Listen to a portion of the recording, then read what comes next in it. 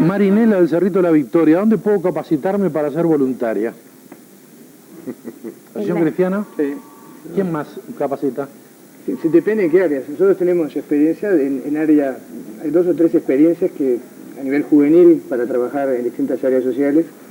Tenemos una experiencia interesante de mediación, formación de mediadores sociales, pero depende de la edad, depende del género, si hay distintas opciones. Creo que lo primero es partir de la base de lo que a la persona le puede interesar, qué capacidades puede movilizar, cuál es un poco ese carisma, esa vocación.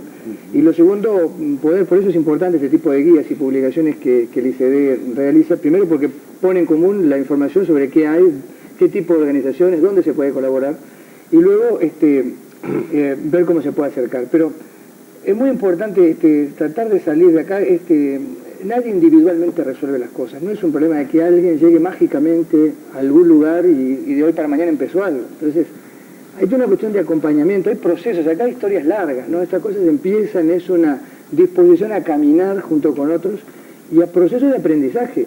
Las instituciones tienen que aprender a trabajar con voluntarios, por eso la pregunta de Karina es interesante, porque no todas las instituciones estamos preparadas para recibir y trabajar con voluntarios, porque nos cuestionan, porque tenemos que dar el lugar, apoyarlos, generar instancias de acompañamiento, y porque los voluntarios tienen que aprender a trabajar con otros, y muchas veces la fantasía con la que uno va no tiene exactamente que ver con la realidad con la que se encuentra. Por lo tanto, cuando hablamos de formación, no es una capacitación en área técnica específica, es un prepararse, un proceso de pasar de una intención a una acción. Y eso lleva a un proceso complicado que no se hace solo, se hace con otros, se camina con otros en la ruta, se aprende con otros. ¿Y se quedan algunos por el camino? Y sí, y es parte de los procesos. También, sí, y es parte. Y además, uno aprende también de esas caídas. Así que tampoco que se caiga de una quiere decir que no reenganchará en otra. Quiere decir que de pronto en otro lugar podrá asumirlo de otra manera, con otra madurez, con otra experiencia previa. ¿Estás de acuerdo, no? Por supuesto. A mí me parece crucial que que los ciudadanos pregunten precisamente este tipo de cosas. No creo que se puede combatir la diferencia entre voluntariado y voluntarismo. ¿Dónde me capacito? ¿De qué forma? ¿Cuáles son las habilidades que yo como individuo y nosotros como organización podemos brindar? Hoy en la presentación de la guía hablábamos de que en la promoción del voluntariado podemos participar todos, individuos y organizaciones.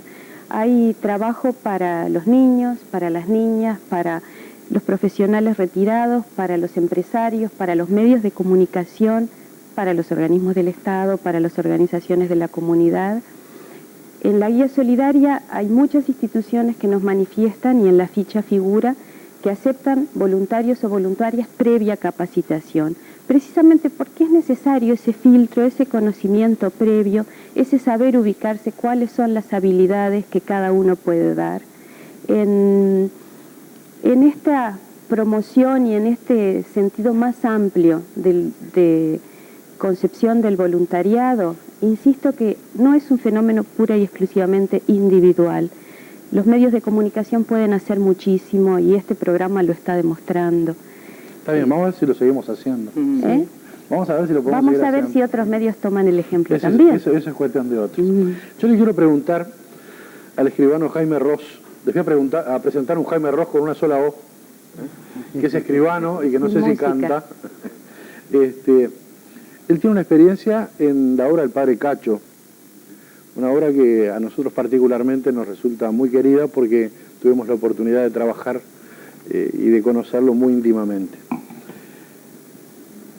Quiero hacerle 2 preguntas. Si usted cree que los esfuerzos individuales no son conducentes, como decía el señor Badano, ¿y qué tipo de preparación tenía la gente que empezó a trabajar? Usted fue uno de los primeros, ¿no? Junto con el padre Isidro Alonso. ¿Qué tipo de preparación había en la gente? ¿Cómo fue la experiencia esa? Bueno, fue una experiencia, la verdad que partiendo de la nada. ¿Cuánto hace? Y yo diría que hace casi 20 años ya. Para que se haga una idea de cómo fue ese comienzo, le diría que algo que yo siempre cuento como algo muy anecdótico, pero muy demostrativo. La primera reunión que tuvimos en el barrio allá donde el padre Cacho trabajaba y donde hoy día seguimos trabajando. Aparicio, Saravia y Timbúes. Aparicio, Saravia y Timbúes y bueno, y toda la zona de influencia de Aparicio, Saravia y Timbúes, San Martín, en fin, toda esa zona. Bueno, la primera reunión esa fue debajo de un ombú, porque no había un lugar donde reunirse. Fíjese usted cómo será la posibilidad de la gente y del progreso de la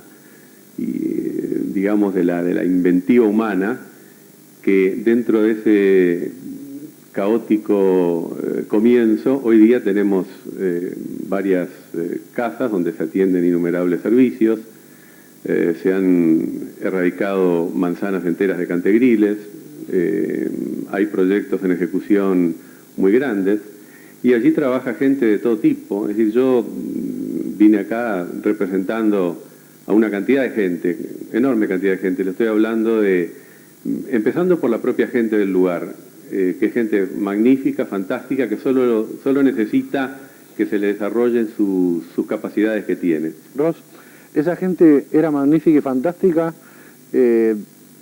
cuando empezaron también, ¿o se fue formando? Bueno, efectivamente, la gente se va formando, es solo desarrollarle sus capacidades, que todas las tenemos, todos los seres humanos las tenemos. Entonces había que desarrollárselas y bueno, es lo que durante todo este tiempo hemos tratado de hacer. Para eso es importante que la muerte no sea el fin de una obra, ¿no? Es importante dejar liderazgos. Sí, lamentablemente en nuestro caso el padre Cacho lo perdimos hace ya unos años, joven, pero dejó una semilla que le diría que hoy día es un fertilísimo campo de acción, donde hay cantidad de gente que lo suplanta.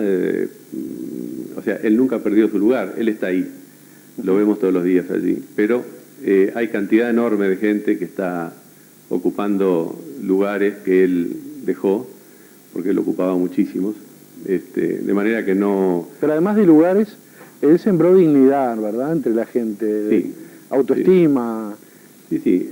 Valores, ¿no? Él le demostró a la gente que no por haber nacido en un lugar desamparado, bueno, no eran gente. Es lo que tratamos de hacer. Muy bien. ¿Nos vamos a dónde? A Tacuarembó, ¿no? ¿Sí? ¿Eh?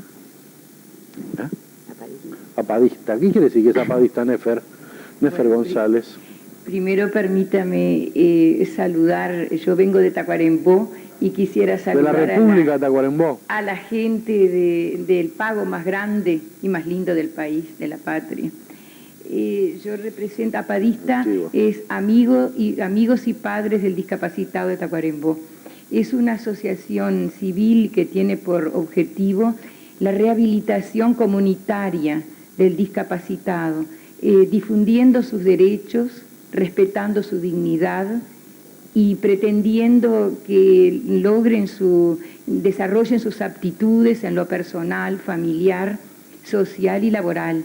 Nosotros tenemos en nuestro centro, que es único en el departamento, más de 120 personas que concurren regularmente, semanalmente a nuestro centro, pero están inscritos cerca de 200 personas en espera de que podamos contar con un local apropiado que vamos a empezar.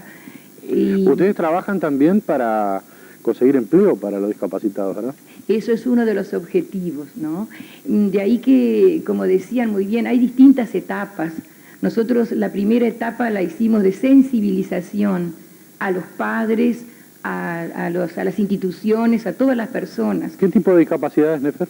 Tenemos de todo tipo de discapacidades y están en nuestro centro de personas de todas las edades, desde que nacen hasta personas de más de 60 años, están siendo vistas por un equipo técnico que son atendidos por una médica fisiatra, una médica psiquiatra, fisioterapeutas, fonoaudióloga. ¿Son voluntarios también esos técnicos?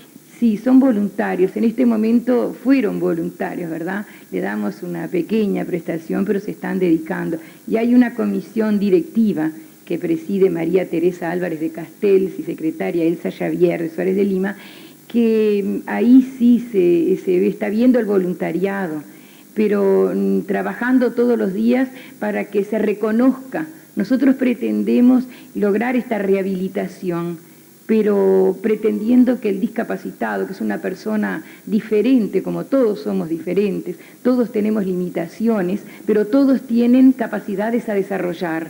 Y eso es lo que pretendemos en nuestro centro, que crezcan, que hablen por ellos mismos, que se sientan personas. Solamente en el momento que nosotros hagamos nuestra acción, como lo hacemos todos, padres, técnicos, comisión directiva de apoyo napadista, que sintamos que el otro vale, que el otro es persona, nada más que le acercamos los medios para su rehabilitación y para su crecimiento. Y hemos obtenido logros en nuestro centro. Nefer, ¿usted se formó como voluntaria o es vocacional? Bueno, yo soy maestra y me parece que la maestra siempre tiene esta vocación de darse al otro, ¿verdad? Pero es necesaria una formación, sí, porque nosotros tenemos que formarnos para saber cómo es nuestra acción, que no tendemos una mano pensando que somos superiores o que tenemos, que sabemos todo. Tendemos una mano hacia aquel que está necesitando que lo guíen, pero salimos enriquecidos con esta experiencia, con esta comunicación con el otro. ¿Usted cree que dando se recibe? Sí, indudablemente, indudablemente. Si nosotros, pero ahí está la formación, si nosotros sabemos cómo dar, si respetamos al otro y sabemos que hay en el otro una riqueza muy grande. Nosotros trabajamos con discapacitados y hay cantidad de gente de este tipo en Tacuarembó, pero sí, en todo el país debe ser, ¿no? En todo el país. Vamos a no ser tan sectarios tampoco. No, claro, estoy hablando de lo que conozco desde luego, con esta experiencia que vimos el otro día. Ahora, es fundamental saber cómo se trabaja y por qué hago esto y cómo lo hago y darle un valor a la acción, ¿verdad? Muy bien. Vamos a seguir en esta noche de ejemplos. Inmediatamente después de la pausa le vamos a presentar una voluntaria que está 24 horas a disposición de sus iguales. Y es bueno que vayan reflexionando y que estemos reflexionando todos en esta época de consumismos, de dinero plástico, de clearing de informes. Sería bueno pensar que a lo mejor hay ciertas satisfacciones, como decíamos hoy, que son más importantes que las cosas. Tal vez como objetivo tengamos que proponernos en gran parte más ser que tener. Y a lo mejor por ese lado encontramos más fácilmente la felicidad. Hacemos una pausa, director, volvemos inmediatamente.